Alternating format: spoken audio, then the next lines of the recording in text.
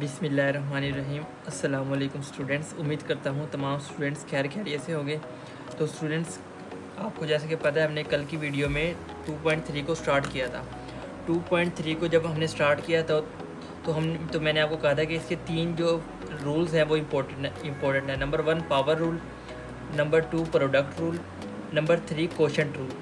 कल की वीडियो में हमने सिर्फ पावर रूल को डिस्कस किया था। आज की वीडियो में हम प्रोडक्ट रूल को डिस्कस करेंगे।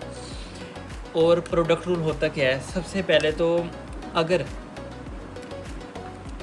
ये दो फंक्शन पड़े हैं f(x), g(x), इस ब्रैकेट्स में आपके कोई से भी दो फंक्शन पड़े हो सकते हैं। आपको अब अगर जब भी दो फंक्शंस का डेरिवेटिव लेना है प्रोडक्ट की फॉर्म में, तो उसका तरीकाकार ये है कि पावर रूल तो जब हमने कल करा था तो पावर रूल ये था कि अगर किसी फंक्शन के ऊपर पावर आ जाती है तो उस पावर को पहले लिखते हैं, उस पावर में से एक कम करते हैं, फिर इनर पार्ट का डेरिवेटिव लेते हैं। लेकिन आज की वीडियो है हमारे पास प्रोडक्ट रूल।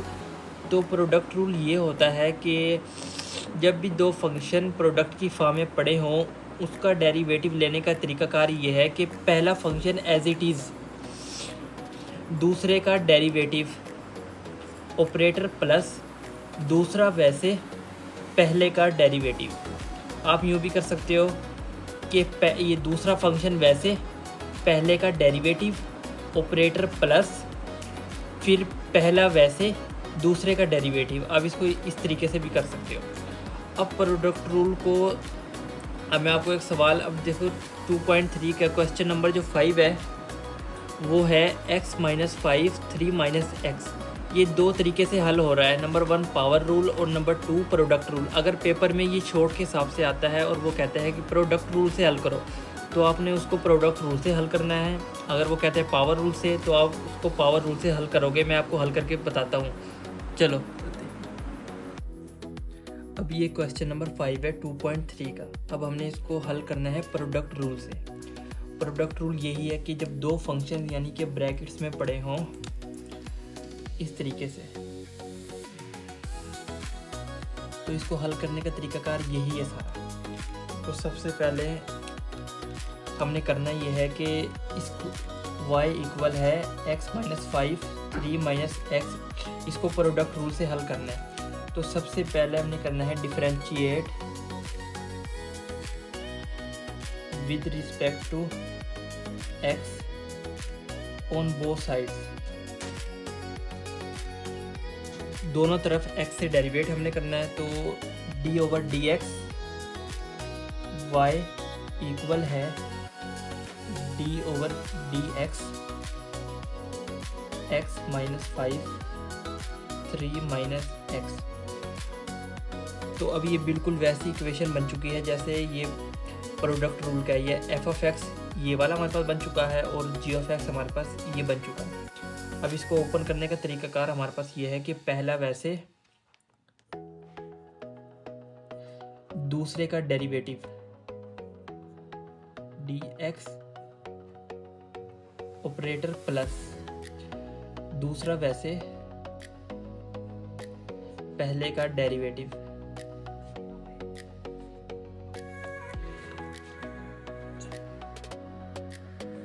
अब हमने करना ये है कि x - 5, इस 3 का डेरिवेटिव तो हमें पता है वो सिफर है क्योंकि 3 कांस्टेंट है। और ये -x, तो इसका x का डेरिवेटिव हमेशा होता है 1। लेकिन अब इधर -x है तो इसका डेरिवेटिव, जब ये डेरिवेट होगा तो इसका डेरिवेटिव बन जाएगा -1 क्योंकि इधर नेगेटिव है। ऑपरेटर प्लस ये वाला।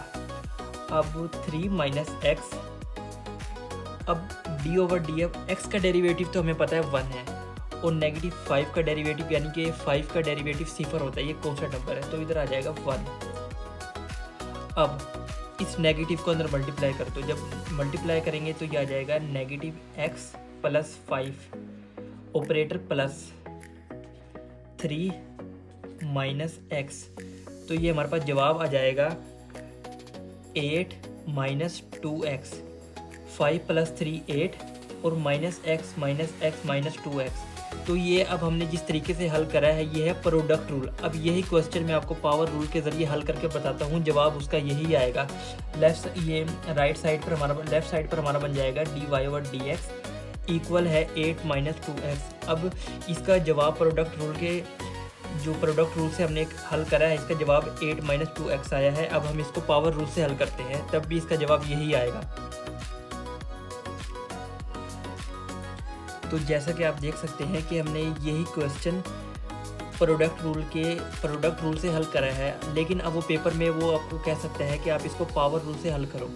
तो पावर रूल से हल करने का तरीकाकार इसका ये है, आपने इसको सिंप्लीफाई कर लो पहले, यानी कि y इक्वल है, आप इन दोनों को मल्टीप्लाई कर लो, यानी कि x को इन सब से, फिर -5 को इन सब से। तो ये जब इनको मल्टीप्लाई करेंगे तो हमारे पास जो जवाब आएगा तो x और 3 तो ये आ जाएगा 3x माइनस x का स्क्वायर, ठीक है, -15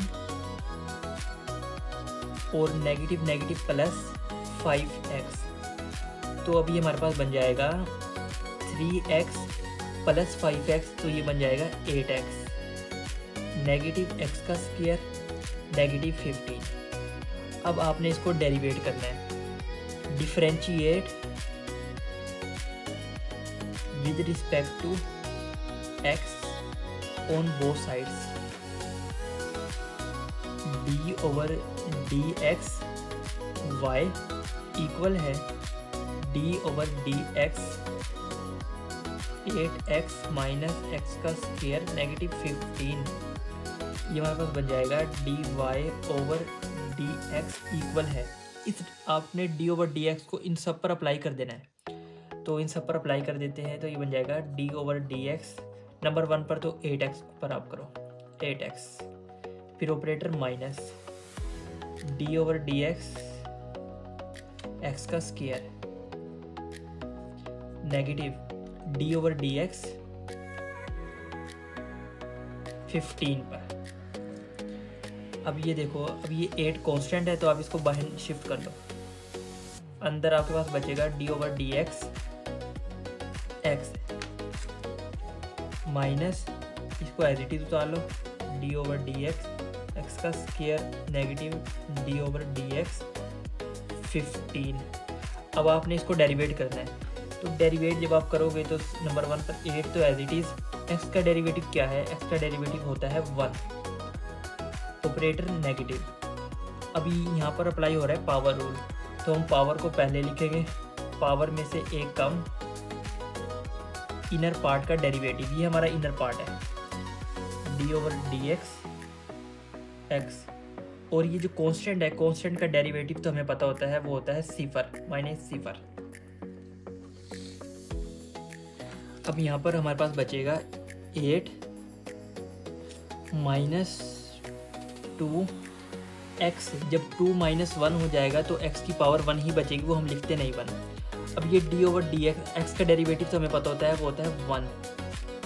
जब ये x ऊपर मल्टीप्लाई होगा और ये कैंसिल आउट हो जाएगा, तो यहाँ पर बचेगा 1, और माइनस सिफर को आप नहीं लिखो, तो ये हमारे पास हो जाएगा 8 - 2x।